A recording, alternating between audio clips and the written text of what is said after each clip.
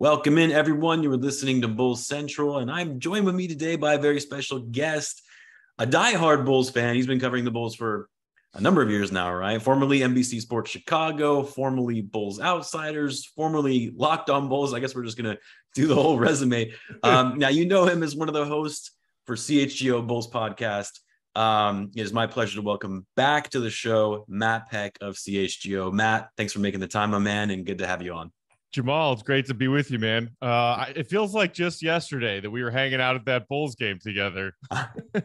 The season changed pretty abruptly after that game. I don't know if we were just, bad luck for that, but no, I'm going to still put most of the blame on Grayson Allen just because it's fun. I think that's a good way to go. Now, if you're not already, be sure to follow Matt on Twitter at Bulls_Peck. You have to check out the CSGO podcast and their YouTube channel. The guys over there are putting out excellent content. I'll leave a link to that down in the description.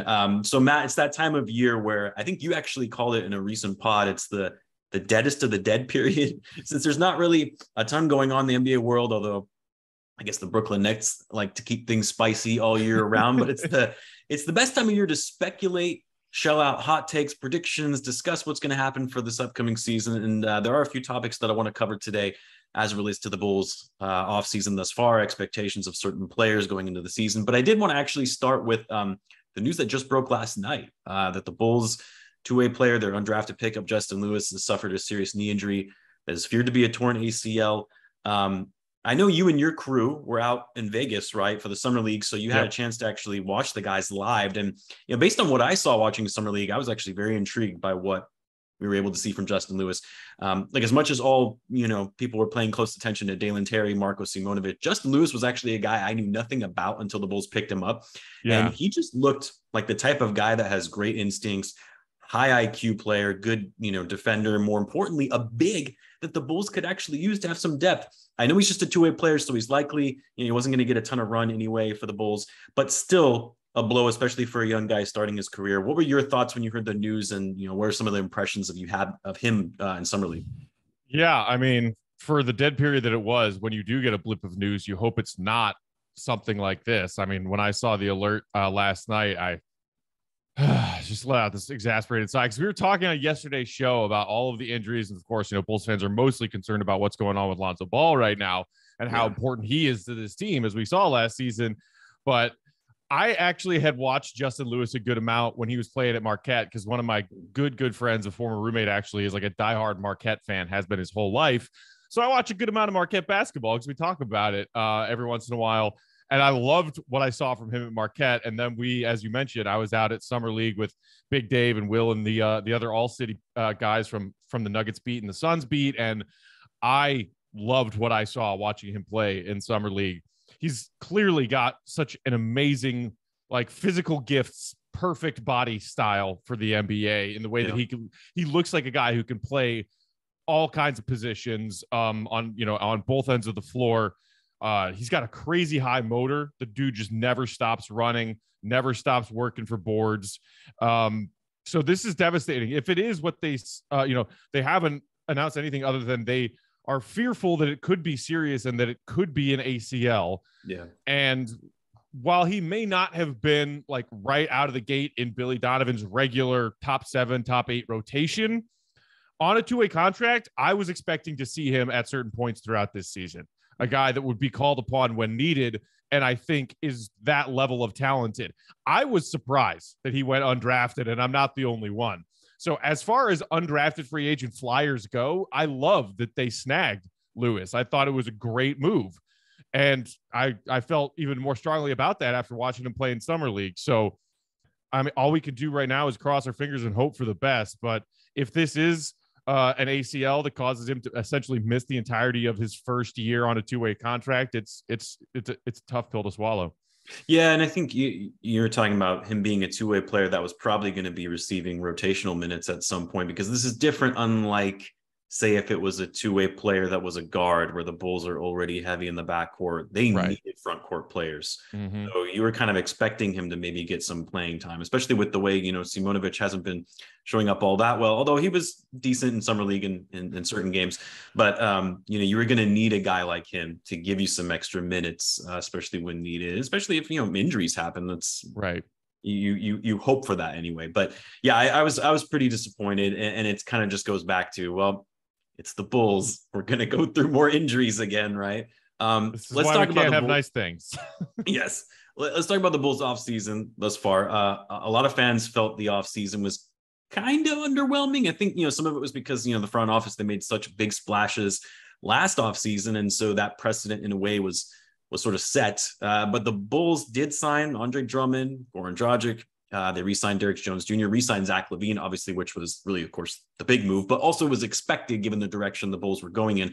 What were your thoughts on the offseason transactions overall, and how do you grade the moves?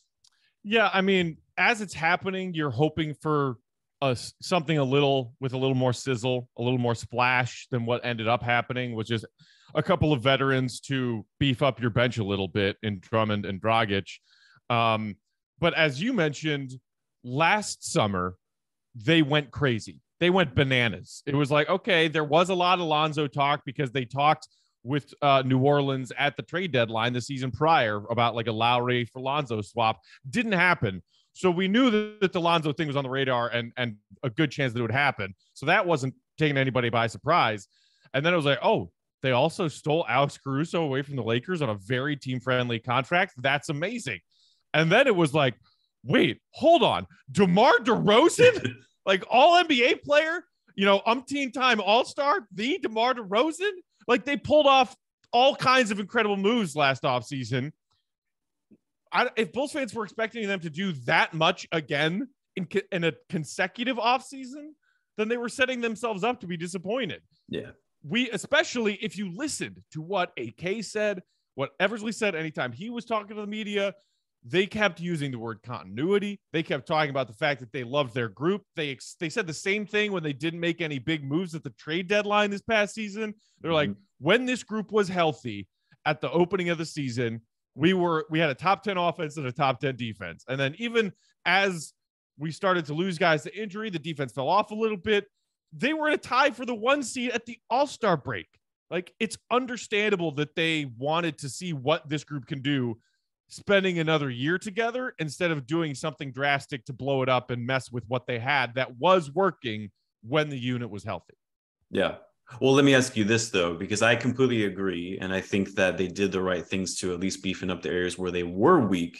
Say, insurance for Lonzo Ball, getting Dragic, or, actually getting a decent backup five behind Vucevic and Andre Drummond. I think the things that a lot of people are questioning is the areas where they were really lacking, rim protection, shooting, were not addressed, right? And that was something actually that Mark Eversley noted, right? After I think it was the draft night press conference after they drafted Dalen Terry, saying that they really want to try to focus on rim protection, to pair with Vucevic.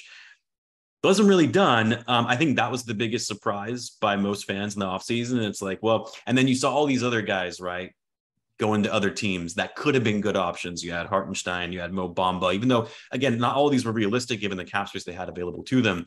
But what were your thoughts on that as far as just like, well, we didn't really add to some of the really big pieces that we truly needed to really beef up this roster? Yeah, I think that part is fair if you're going to critique what was done and versus what wasn't done this offseason to make this roster better than it was last season. Yeah. Rim protection and more reliable three-point shooting were the two glaring weaknesses of this team for the largest stretches of last season. And with the minor moves that they made, you are correct in your assessment that those needs weren't really addressed all that much. I mean, is Drummond an upgrade from Tony Bradley to spell Nico, to spell Vooch a few minutes here and there? Yeah, of course. Dragic, vet player, well-respected and liked throughout the league. I am a little bit worried about what he has left in the tank. If you saw him and his spot minutes last season, he can still do some things as a wily point guard on the offensive end, but he's been getting cooked on defense for years now. He just doesn't have the legs left to play defense. And the lack of three-point shooting. So there is a big ask of the guys coming back this season who at times were useful behind the 3-point line last year, but then at times went ice cold, whether it be Coby White, whether it be Derrick Jones Jr. and Javonte Green, guys who were knocking down sporadic threes to start the season. And it's why the Bulls remained all of last season one of the most efficient 3-point shooting teams in the league, but the volume was so low. And that was, of course, even magnified more when Lonzo Ball, their most efficient and highest volume 3-point shooter, went down and never came back. So those will be concerns again this season. One of the hopes is that maybe Vooch is able to bump his 3-point percentage back up a little bit because it fell off a cliff last season all the way down to 31%. If collectively some of these guys have better shooting, if Patrick Williams proves that he could be a more willing and confident 3-point shooter, because his efficiency last season was great, the volume was low. They need more. They need more 3-point shooting, but it looks like they're putting their faith in the fact that the guys that they brought back will make them a better 3-point shooting team this season. I don't know if that will happen, but that certainly seems to be what they are banking on. So here's the other thing. I think we're also kind of assuming the roster is set. I know a lot of Bulls insiders are saying that they're being told the roster is set for this upcoming season, but there is always the possibility of the Bulls trying to push to make a trade before the season begins. Obviously, the most common name you see linked to trade rumors for the Bulls has been Coby White. Any chance you see the Bulls making a trade before the season to actually specifically address some of these needs that we're talking about here? At this point, I would be surprised. Yeah. Once it became fairly clear that whatever it was that they were doing, talking with Utah about Rudy Gobert, and the Bulls were like, okay, wow, this is a ridiculous package that Minnesota gave for Gobert. We're not matching that. We can't match that. Okay, fine. I never thought KD was really ever in the mix for the Bulls, despite, however many times Bulls fans posted the picture of him wearing a Kukoc jersey on Twitter. I don't see it. I think that they are coming. Their plan is to come into training camp and come into this season with this group that they have, being happy about the fact that they beefed up their depth and their bench a little bit with those minor moves. Excited to see what Dalen Terry can do in his rookie year, and hope that Zach and the offseason knee surgery went great, and he is peak all-star Zach that we saw for the first half of last season. They hope that DeMar can continue to be a dominant scorer, especially in stretches of fourth quarter games that are close. They hope that Vooch can continue to do what he does as an underrated facilitator on the offensive end and knock down more shots than they did last year. There's a lot of things that, if they go right, logically speaking, the Bulls can be better than a 46-win team that they were last year. But, the other side of that coin is, well, what if they deal with the same health issues that they dealt with last season? But I would say preseason, I'm not expecting any trades. Will they make a move at this upcoming season's trade deadline? I think that is more likely, especially if they have enough depth at that guard spot and they can find value somewhere for Coby White, because I do not see this team signing Coby White to a new contract. What would be your ideal trade that the Bulls could make? A realistic one anyway. I mean, if there's any way that they can recoup some draft capital for Coby White, that would be great, because, you still have one more pick outgoing to Orlando in the 23 draft to finish out the Vooch trade. Then you've got the pick to San Antonio for the DeMar sign-in trade 2 years after that. So the draft cupboard isn't bare, but it's still kind of skimpy. There's only one jar of peanut butter and one jar of Spam in there right now. So, if you can get some draft capital for Coby, that would be great. I don't know. It'll probably hinge on how important Coby is as a piece, likely a, 6-man scorer off the bench kind of role. And if he's doing so efficiently, maybe he'll bring his value up to being worth a first-round pick. Right now, I do not see that value for Coby White around the league. I would be surprised if other executives around the league saw that value in Coby. Yeah. So if it's not that, then you're talking about two young players who just need a change of scenery and doing like a player-for-player swap kind of thing. And then maybe that's the Bulls addressing a need that is more glaring right now than Coby being one of 6 or 7 guards on this roster. Yeah, and that's sort of the biggest issue, I think, with Coby is right now they're in a position where his value isn't high enough to where they want to move him, right? So it's like, well, let's keep him. Let's see if he can increase his trade value. Because I agree with you. I don't think that they're going to extend him. I don't think that they're going to re-sign him, right? He's going to become a restricted free agent, likely go to another team. And so But then you're also put in a situation where, okay, let's try to increase his value for this upcoming season. But realistically speaking, how many minutes is he going to get? When you have Dragic, you have Io, who obviously is blossoming. You got Caruso, Zach Lavine, Lonzo Ball, assuming Lonzo Ball is healthy. I mean, I just don't see him being able to showcase his value all that much to other executives. So that's my biggest thing. I actually did want to touch kind of on extensions, right? We were talking about Coby White. I did want to talk about the one potential offseason transaction that could happen as we get to training camp, and that being the extension of Nikola Vucevic, which I know you guys talked about in a recent pod. I know Coby also obviously is extension eligible. We could talk about him more a little bit. But for Vucevic, this has obviously been talked about more recently in the news after I believe it was Joe Cowley who reported that the Bulls and Vooch are going to have initial discussions on his contract extension, and that there's mutual interest for him to stay on the roster beyond this upcoming season. I know, again, you guys talked about it, but what are your thoughts on the Bulls extending Vucevic, and do you think they'll reach an agreement on extension this offseason or no? I think it's possible, but based on what we've heard right now, I don't have any more confidence than to say 50-50 on whether or not they get a deal done with Vooch before this season starts.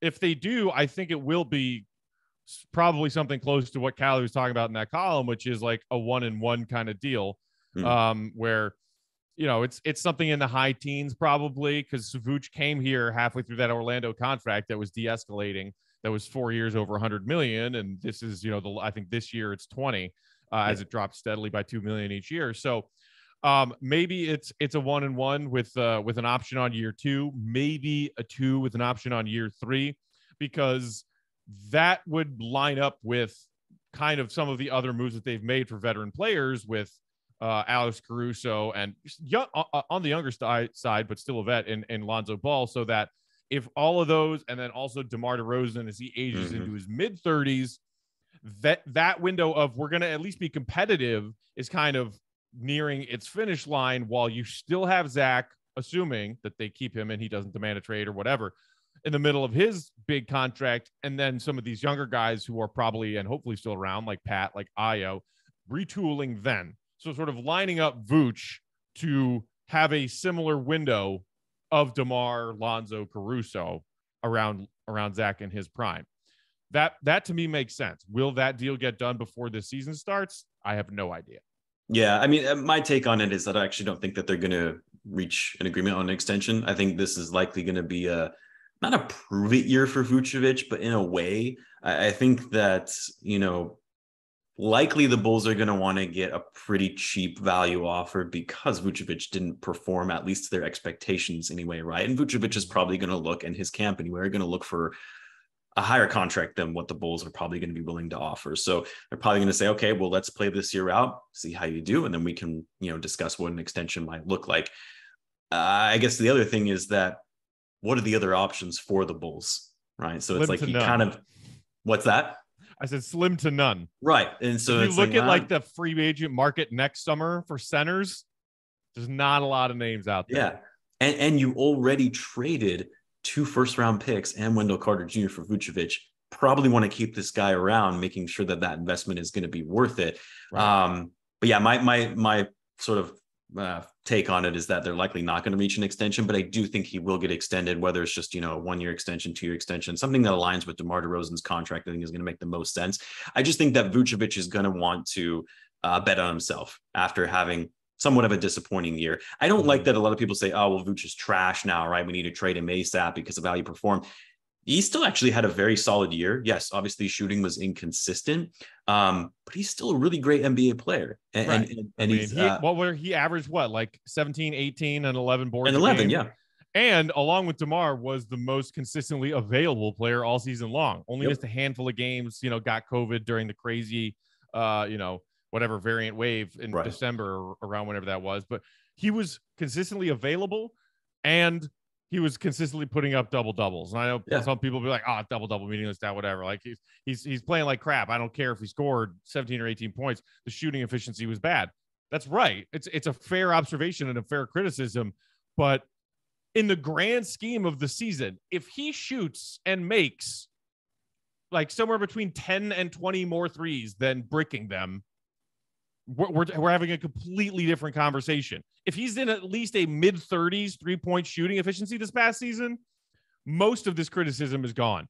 If the Bulls and their elite primary defenders, their perimeter defenders in Caruso and Lonzo don't miss both half the season to mask Vucevic's certain liabilities on the defensive end, we're having a completely different conversation. Bulls fans were so quick to throw him under the bus for every which way and every which reason this past season.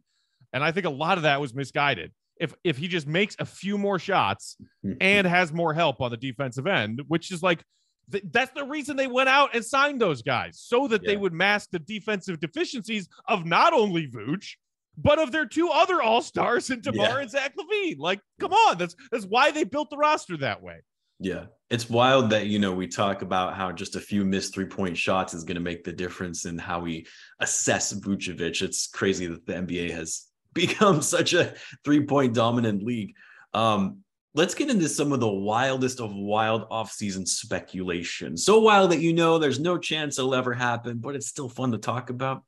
Sure. Kevin Durant making ultimatums, says it's him or the front office and the coach. Obviously, he already requested a trade even before this most recent reporting of him, making this ultimatum to Nets ownership. So the trade rumors are, continuing. They're going to continue until he's ultimately traded. You've got some Bulls fans you were mentioning, right, with these pie in the sky type takes, thinking we're going to be getting KD, which, let me be clear, it's 100% not happening. And to be honest, I don't even know if I would want it to happen, considering what you would have to give up to get him. But in the alternate universe of this world of never happened trade scenarios, I was curious and asked my viewers in a poll of, would you rather trade DeMar DeRozan, or would you trade DeMar DeRozan for Kevin Durant straight up? No draft picks, no other players, nothing. Would you do it? And the results were honestly surprising to me. So before I share those, I want to get your take. Would you trade for Kevin Durant if it only meant that you had to give up DeMar DeRozan? Yeah, I would. I mean, it's Kevin Durant. Yeah. He's 33. DeMar just turned 33 like a week ago, right? Yeah. So essentially they're the same age. Mm-hmm.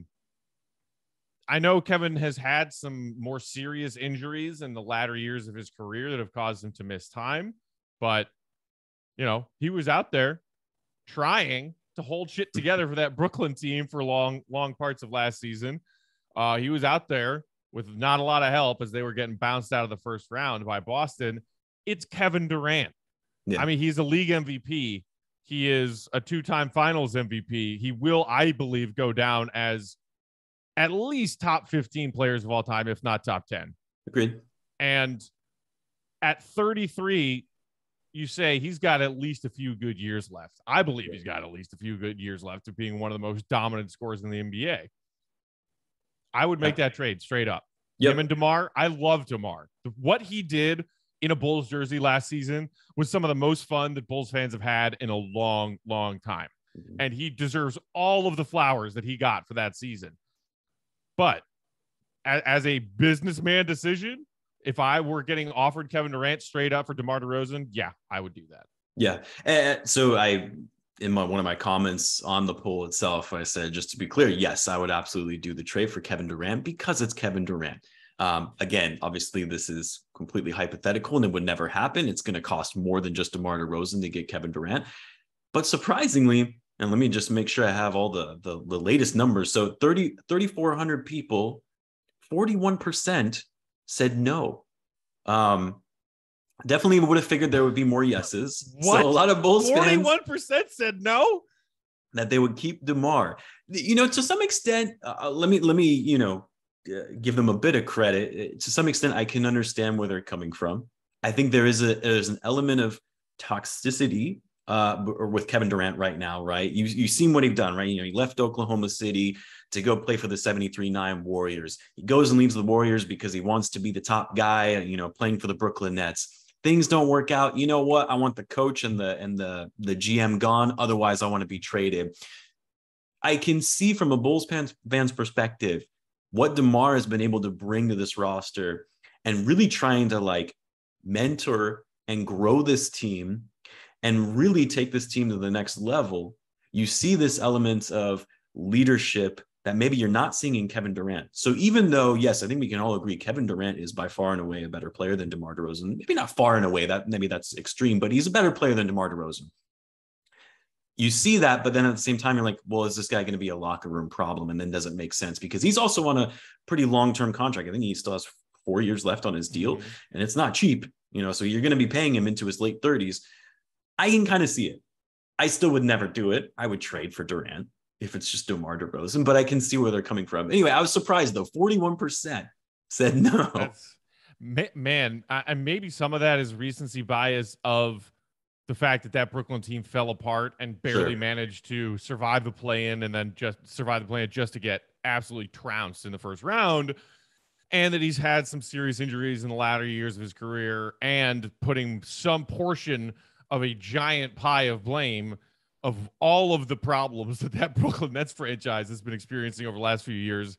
The Kyrie mess, the Harden mess, it's a lot. And maybe some of it, falls on Kevin Durant, but for 40% of people to say no, they would not do that in a straight up player for player is insane to me.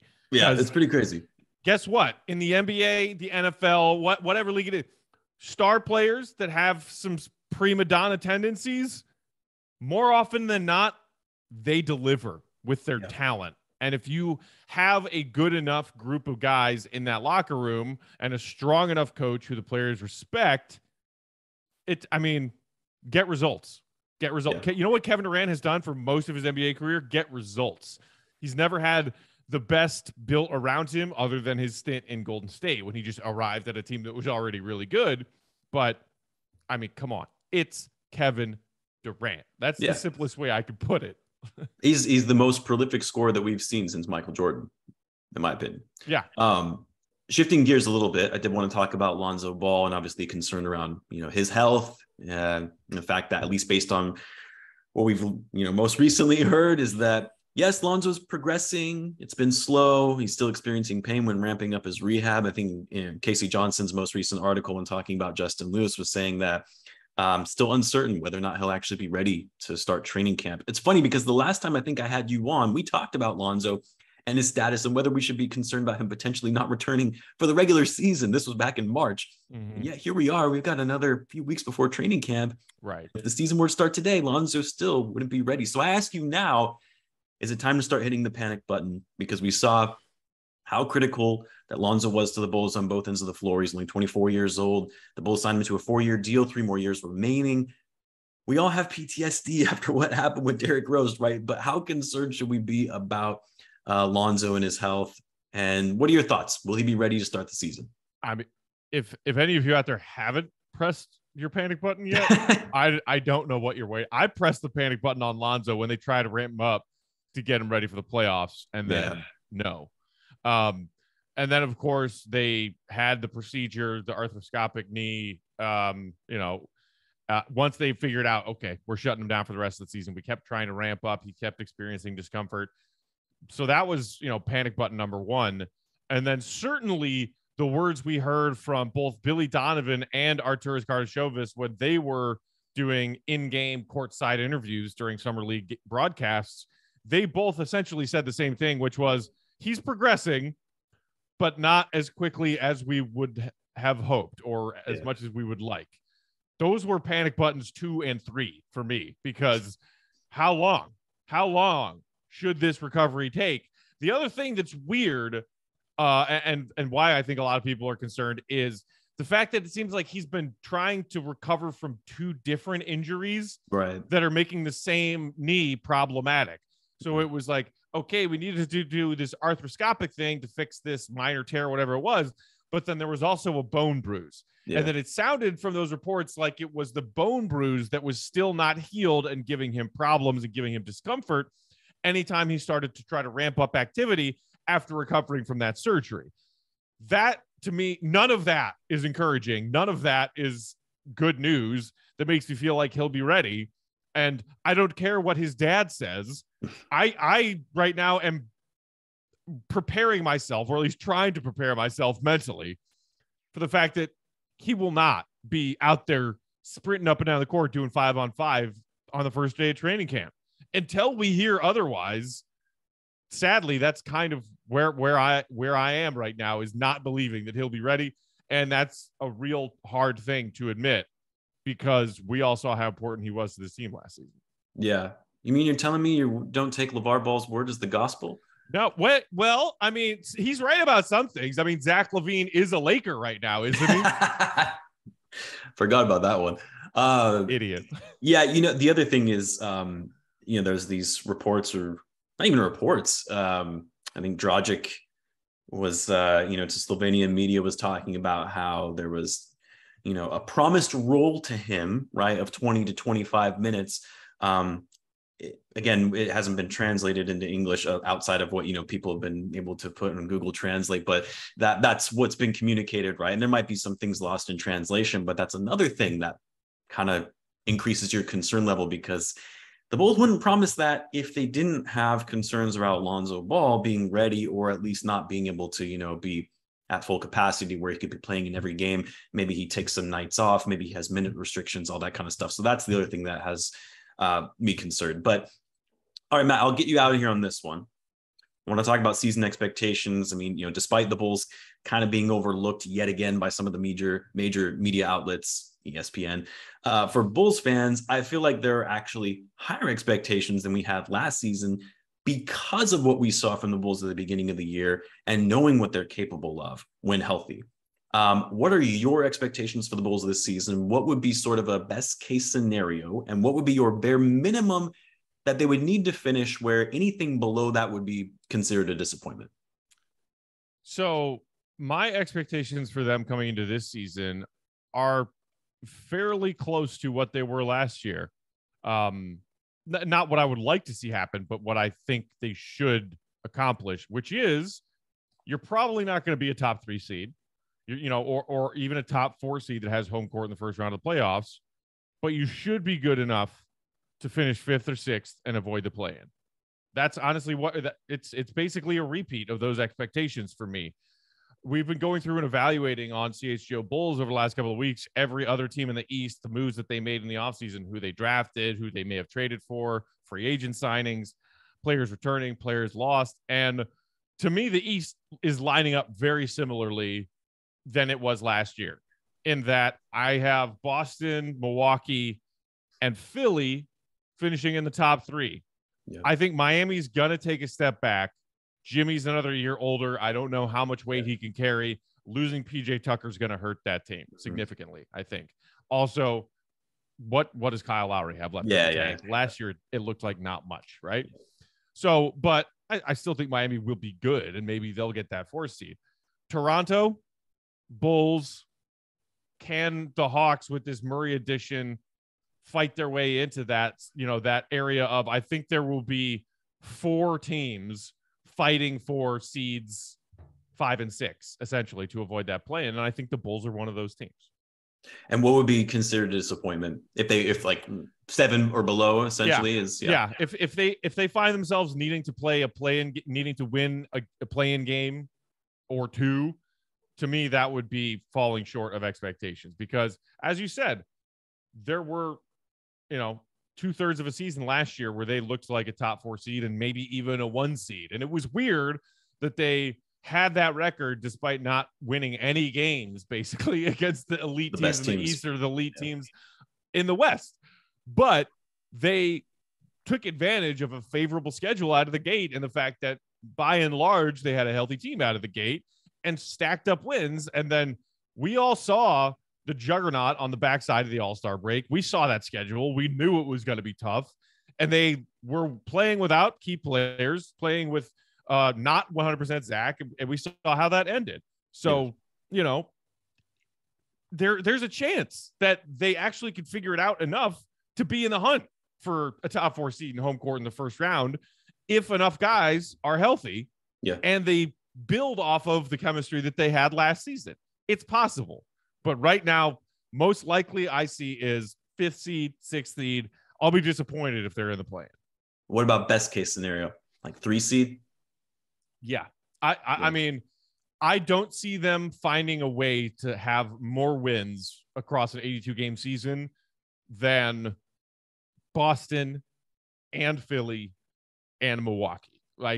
At least 2 of those teams are going to have a better record than the Bulls. Well, let me actually ask you this: playoff wise, what would be the best case scenario? Because I think there's always certain circumstances that can arise in a regular season, right? If some guys take some nights off, there might be, who knows, maybe a big injury to say Giannis or Embiid that could alter those regular season records. Right. But at the end of the day, who's going to show up in the playoffs? Do you think we'll see the Bulls win a first round series? Because that's what everyone wants to see, at least one playoff series win. I mean, obviously you want to go beyond that, but what would be sort of your best case in that instance? I mean, yeah, unless some of those other teams we expect to be at the top of the East, as you mentioned, have some hugely important player go down with an injury, kind of like we saw, what the loss of Middleton did to Milwaukee this past postseason run. And unless several of those teams are missing key guys, I don't see a path to the Bulls to the Eastern Conference Finals. I just don't see that happening based on these rosters on paper and talent and experience and like all of those factors. If they can find a way to a good matchup in round one and win a best of 7 series, I mean, they have clutch fourth quarter guys. They've got 2 of them. DeMar DeRozan and Zach Lavine both proved last season that they are elite fourth quarter scorers. Yeah. So, they've got that in their favor come best of 7 series time. Do they have enough supporting help? Do they have enough shooting around those guys for what, like you saw what happened in that Milwaukee series? Mm-hmm. They dared anyone not named DeMar DeRozan or a hobbled Zach Lavine to make a shot, and nobody could make a freaking shot. Yeah. So there's a very possible scenario where that same play plays out again this time around. But best case scenario is I think that they are a conference semis appearance and a conference semis exit. Yeah, I think, and obviously a lot of it depends on Vooch. Does he get back to the old Vooch that we traded for? Patrick Williams, does he take that next leap? A lot of that is going to kind of impact how the Bulls are going to make a deep playoff run. But Matt, as always, really appreciate you making the time. Hope you're able to get some time off during the offseason. Keep up the great work at CHGO, and I'm sure we'll connect again during the season, my man. Thanks, Jamal. Always a pleasure, man. And don't worry, I'm not working too hard. These summer months are what I live for. I can tell you guys have been enjoying yourself at CHGO. Don't get me wrong, I miss Bulls basketball, but I'm not like itching for preseason to start. I'm like, you know what? Let's just enjoy the last month or so of summer, and let's not worry about Lonzo Ball's knee every day in July and August, because what is the point of that other than stressing yourself out? Completely true. We just need to relax, and we'll get back to a training camp, right? Exactly. All right. Well, take care, Matt. You have a good one. Thanks, Jamal. You too.